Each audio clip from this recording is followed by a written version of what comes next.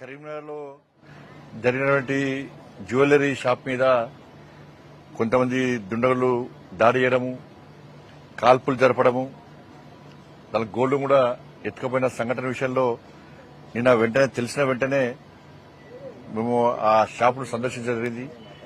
ఆ జరిగిన సంఘటన ప్రాంతాన్ని కూడా పరిశీలించడం జరిగింది. పోలీసు అధికారులతో మాట్లాడడం జరిగింది. షాప్ యజమానితో కూడా మాట్లాడడం జరిగింది.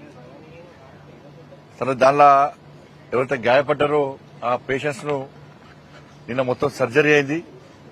కాబట్టి ఈరోజు వారు కలుద్దామని చెప్పి ఈరోజు రేణి హాస్పిటల్ కు వెంకటాద్రి హాస్పిటల్ రావడం జరిగింది. అవుట్ ఆఫ్ డేంజర్, వాళ్ళకి ఎలాంటి ప్రాణాపాయం లేదన్న విషయాన్ని డాక్టర్లు స్పష్టం చేయడం జరిగింది. ఆ సేల్స్ మేనేజర్ కు బ్రెయిన్ కు బుల్లెట్ జరగడము, ఆ బుల్లెట్ వెంటనే టైంకు వచ్చి దాన్ని తొలగించడం వలన ఆయన ప్రాణాపాయం నుంచి బయటపడ్డాడు. మిగతా మధుకర్ కూడా ఈ భుజం ద్వారా, షోల్డర్ ద్వారా బుల్లెట్ రావడము, జస్ట్ కొంచెం అయితే హార్ట్ తలిగే ప్రమాదం ఉండే. వెంటనే డాక్టర్స్ సర్జరీ చేసి అందరు కష్టపడి డాక్టర్స్ టీం వర్క్, రేణి హాస్పిటల్ కానీ వెంకట హాస్పిటల్ టీం వర్క్ ద్వారా వీళ్ళందరినీ కాపాడడం, మెడికోలో కూడా ఉన్నారు పేషెంట్స్, వీళ్ళందరూ కూడా టీం వర్క్ ద్వారా వాళ్ళని కాపాడడం నిజంగా డాక్టర్స్ అందరు కూడా, డాక్టర్స్ కు సిబ్బందికి నిజంగా మా అందరి తరఫున వాళ్ళకు హృదయపూర్వక కృతజ్ఞతలు, అభినందనలు కూడా. ఆ టైంకు వాళ్ళు వెంటనే రెస్పాండ్ అయ్యి సర్జరీ చేయడం అనేది మామూలు విషయం కాదు. ఒకటి ఇది దారుణమైన సంఘటన, ఇది అనుకోని సంఘటన. కాబట్టి ఈ సందర్భంలో కొంతమంది దీన్ని రాజకీయంగా ఈ పార్టీలు ఆ పార్టీలు తిట్టడము, ఆ పార్టీలు ఈ పార్టీలు తిట్టడము, కష్టాల్లో ఇబ్బందుల్లో ఉన్నప్పుడు ఓదార్చడం మానవత్వం ఉన్న మనుషులకు అలవాటు. వాళ్ళకు ధైర్యం చెప్పాలి, వాళ్ళకు మనోధైర్యం నింపాలి. ఇట్లా సంఘటన కానీ ఇట్లా జుట్టు సాధిస్తారు. పైగా ఇట్లా జరిగిందంటే దాన్ని రాజకీయంగా తీసుకుని ఇక తిడుతూనే ఉంటుంది. దాన్ని ఏం జరిగింది, దొంగతనం అంకం కూడా జరిగింది. అది దాన్ని బండి సంజయ్ నాకేం సంబంధం కదా. మీ బీఆర్ఎస్ ప్రభుత్వ హయాంలో లిస్టులో పోతే మొత్తం చాట వాడతా ఉన్నది, మొత్తం లిస్ట్ అంతా. అవి మీరు పెంచిపోయినారు దొంగలు, మీ వాళ్ళు చుట్టాలు వాళ్ళేమన్నా మీరు పెంచిపోయిచ్చిరా. ఇక కాంగ్రెస్ ప్రభుత్వాలు ఇంకా గొర్రె ఆధారణం. ఇక దాడులే దాడులు కాంగ్రెస్ ప్రభుత్వం. మీరు తిట్టుకోక మమ్మల్ని మధ్యలో ఇస్తున్నారు వాళ్ళు, మాకే సంబంధం.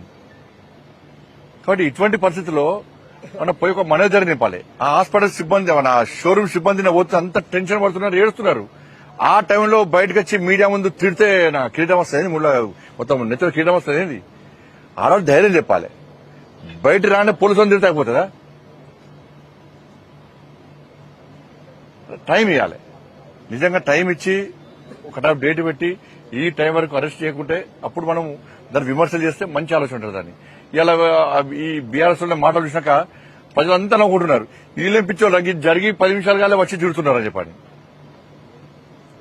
మా ఇంటికి దూరం వాడిని తెలుసా, హోమ్ మినిస్టర్ ఇది ఇక్కడ, హోమ్ మినిస్టర్ పక్కనే జ్యువెలరీ ఉందని చెప్పి తెలుసా అనుకోమన్నా.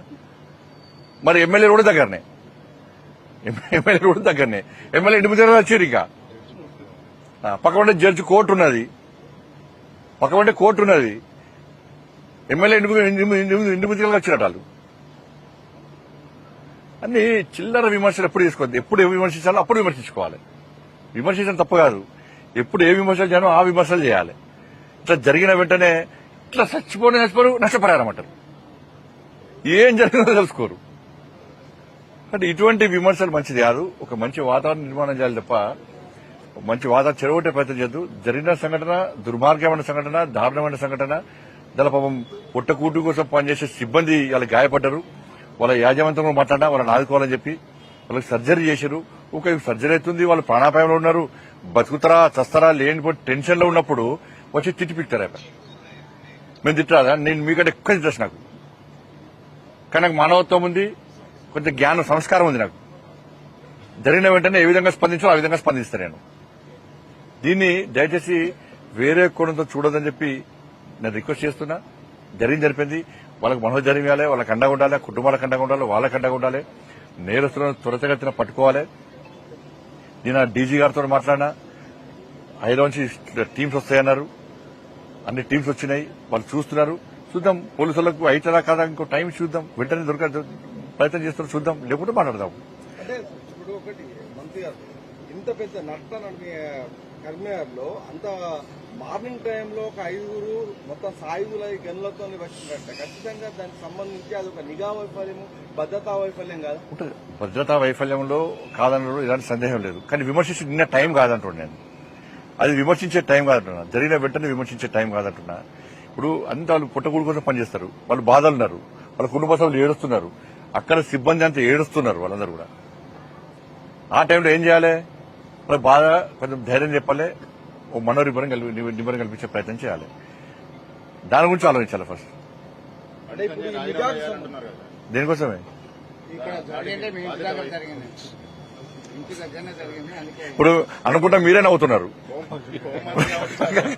ఇప్పుడు మీరు నవ్వుతున్నారు, కెమెరామెన్ నవ్వుతున్నారు ఆ డైలాగు. ఇక నేను ఏం సమాధానం చెప్పాలి చెప్పు? కాదు ఇప్పుడు ఈ నిఘా లా అండ్ ఆర్డర్ అనేది ఎవరికంటే ఉంటుందో తెలియకుండా ఏం చేయాలి? తెలంగాణలో లా అండ్ ఆర్డర్, దేశంలో లా అండ్ ఆర్డర్ ఎవరి కంట్రోల్ ఉంటుందో తెలియని వరకు నేను ఏం సమాధానం చెప్పాలి? ఎవరికంటే ఉంటుంది లా అండ్ ఆర్డర్? ఓట్లేసిన పబ్లిక్ అడగాలి. ధన్యవాదాలన్నా. నిఘా ఇలాంటి మరిన్ని వీడియోల కోసం మా యూట్యూబ్ ఛానల్ ను లైక్ చేసి సబ్స్క్రైబ్ చేసుకోండి.